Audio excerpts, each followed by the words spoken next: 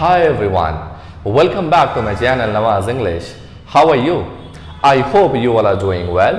Friends, in this video lecture, we are going to learn about one of the most important lesson of English, and that is phrasal verbs. Exactly. Now the question is, what is phrasal verbs? So, phrasal verb वो होते हैं जब हम किसी verb में एक preposition add कर देते हैं तो वो हमारा phrasal verb बन जाता है, और कभी कभी हम adverb भी यूज करते हैं। जैसे अगर मैं एक वर्ड कहूँ लुक का मतलब होता है देखना, और इसमें मैं एक प्रीपोजिशन मिला देता हूं इनटू, तो लुक इनटू का मतलब हो जाता है टू इन्वेस्टिगेट, मतलब जांच पड़ताल करना। ये एक फ्रेजल वर्ब बन जाता है। सेंटेंस की मदद से इसे हम समझते हैं। जैसे अगर मुझे कहना हो कि who is going to look into this case, मतलब कि अब इस केस को कौन जांच पड़ताल करने जा रहा है। ठीक है, लुक इनटू का मतलब होता है to investigate. Now our next phrasal verb is look up. What is look up? Look up का तो वैसे एक मतलब होता है when you move your head upwards at something or somebody।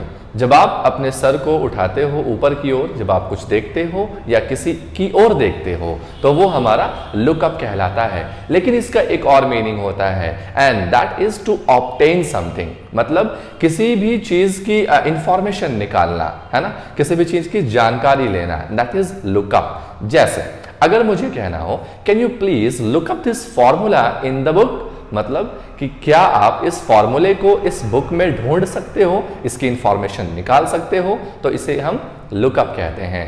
Alright, our next phrasal verb is put off. What is put off? Put off का मतलब होता है टू पोस्टपोन समथिंग। जैसे कि अगर मुझे कहना हो कि the meeting was put off due to whatever reason, ठीक है, मतलब ड्यू टू अनएवॉइडेबल रीजन, इस तरीके से हम कह सकते हैं।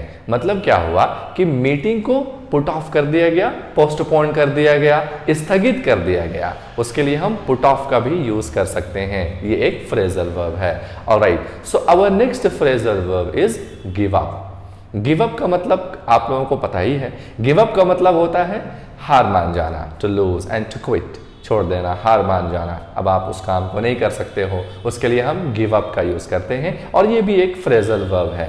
जैसे one should never give up in his और हर लाइफ, किसी भी इंसान को अपने जिंदगी में कभी हार नहीं मानना चाहिए। ठीक है, इस तरीके से हम गिव अप से सेंटेंसेस को बनाते हैं। Now our next phrasal verb is pay off. What is pay off? Pay off is something that produce benefit, मतलब जो आपको फायदा पहुंचाता है। ठीक है, उसे हम पे ऑफ कहते हैं। जैसे पे ऑफ का अगर मैं एक एग्जांपल दूं आपको, तो मैं बोलूंगा कि I am sure that your hard work will pay of someday.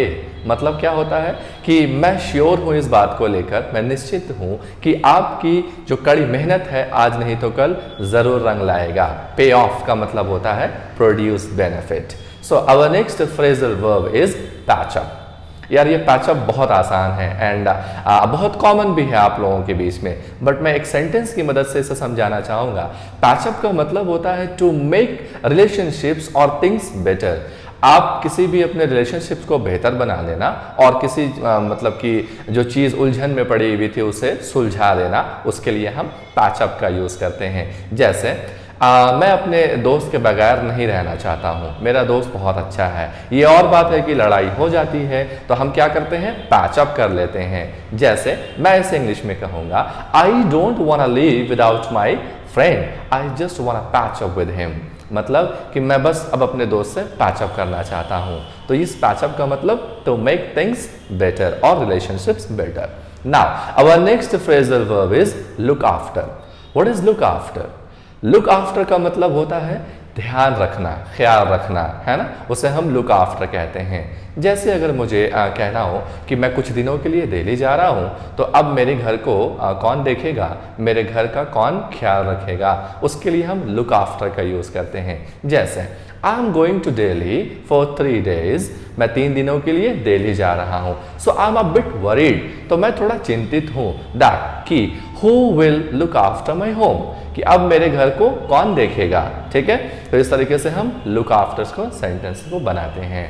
Our next phrasal verb is wipe out. Wipe out का मतलब टू डिस्ट्रॉय समथिंग कंप्लीटली, किसी भी चीज़ को पूरी तरीके से बर्बाद कर देना, ख़त्म कर देना, उसके लिए हम वाइप आउट का यूज़ करते हैं। जैसे अगर मुझे सेंटेंस कहना हो कि India wiped out Australia in the last ODI, मतलब कि पिछली ओडीआई में इंडिया ने ऑस्ट्रेलिया को बुरी तरीके से हराया, ख़त्म कर दिया।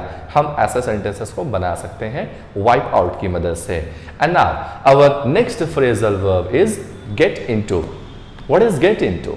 गेट इनटू का मतलब होता है टू इन्वॉल्व, मतलब किसी मामले में इन्वॉल्व हो जाना, उसके लिए हम गेट इनटू का यूज करते हैं। जैसे why are you unnecessarily getting into this conflict, मतलब कि आप बेवजह इस कॉन्फ्लिक्ट में, इस प्रॉब्लम में क्यों पड़ रहे हो, क्यों इन्वॉल्व हो रहे हो। This is what get into. I hope आप लोगों को ये वीडियो समझ में आ गया होगा, ये फ्रेजल वर्ब्स बिल्कुल क्लियर है। So what you simply have to do is you simply have to hit the like button, to subscribe to my channel. Thanks for watching my video. See you soon.